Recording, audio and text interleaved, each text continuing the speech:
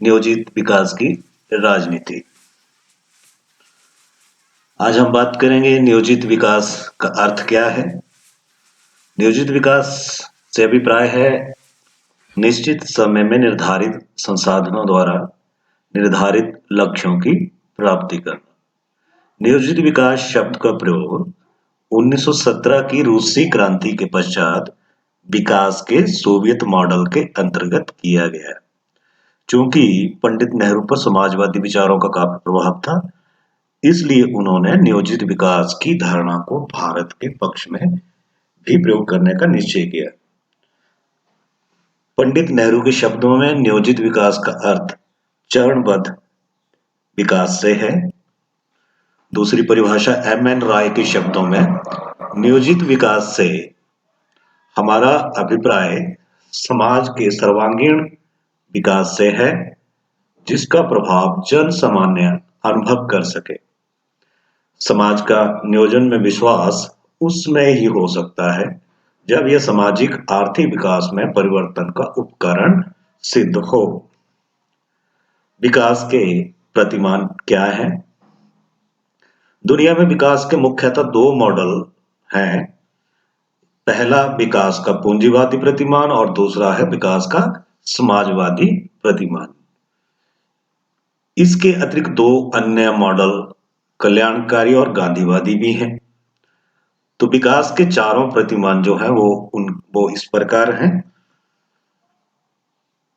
विकास का बाजारवादी प्रतिमान, विकास का समाजवादी प्रतिमान, विकास का कल्याणकारी प्रतिमान और विकास का गांधीवादी प्रतिमान। उसके बाद एक और प्रश्न आता है 2 नंबर का कि बॉम्बे प्लान क्या है।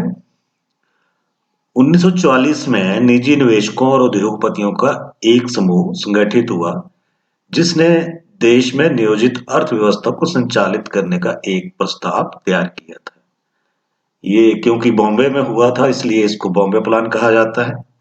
इसमें यह इच्छा जाहिर की थी कि सरकार औद्योगिक तथा अन्य आर्थिक निवेश के क्षेत्र में कुछ बड़े कदम उठाए और देश को नियोजित अर्थव्यवस्था प्रदान करके विकास की गति बढ़ाए। उसके बाद जो प्रश्न आता है, मुख्य प्रश्न इस अध्याय में, वो है योजना आयोग। तो योजना आयोग के बारे में बात करेंगे।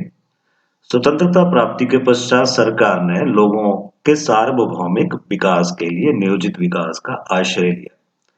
इसकी पूर्ति के लिए 15 मार्च 1950 को भारत सरकार ने एक प्रस्ताव पारित कर योजना आयोग की स्थापना की घोषणा कर दी और 28 मार्च 1950 से आयोग ने अपना कार्य आरंभ कर दिया। आरंभ में इसके सदस्यों की संख्या 6 थी और प्रधानमंत्री इसके अध्यक्ष होते थे।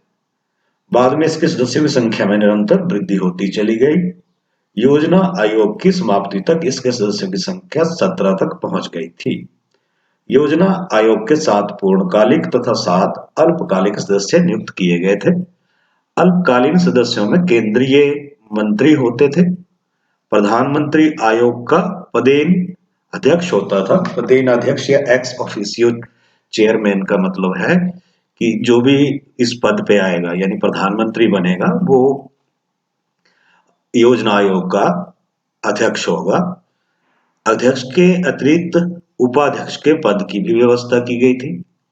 इसका एक स्थायी सचिव भी होता था, जो मंत्रिमंडल का भी सचिव होता था। योजना आयोग के प्रमुख कार्य क्या थे?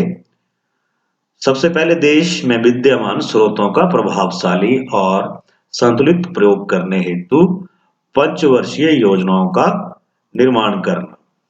योजनाओं में प्राथमिकता निर्धारित करना कि कौन सी योजनाएं जो है वो प्राथमिकता के आधार पर की जाएंगी।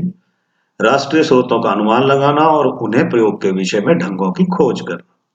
योजनाओं को सफलतापूर्वक लागू करने के लिए तंत्र को निर्धारित करना। योजनाओं की सफलता का मूल्यांकन करना और यदि आवश्यक हो तो उनमें कुछ संशोधन करना ताकि वो अपने उद्देश्य में सफल हो सके। देश के भौतिक एवं मानवीय स्रोतों का अनुमान लगाना। देश की आवश्यकताओं को मुख्य रखते हुए प्राथमिकताओं के आधार पर स्रोतों का विभाजन करना, नियोजन करना, देश में विद्यमान साधनों के प्रयोग को विश्वसनीय बनाना, केंद्र और राज्य सरकारों की विकास की योजनाओं का निर्माण करना, देश के औद्योगिक विकास के लिए नियोजन करना, राष्ट्रीय विकास में लोगों का सहयोग प्राप्त करना, सामान्य योजना को प्रकाशित करना आदि। उसके बाद एक संस्था जो अभी आई है 2015 में योजना आयोग के स्थान पर, तो इसका नाम जो है वो नीति आयोग है। नीति आयोग का गठन 1 जनवरी 2015 को योजना आयोग के स्थान पर किया गया।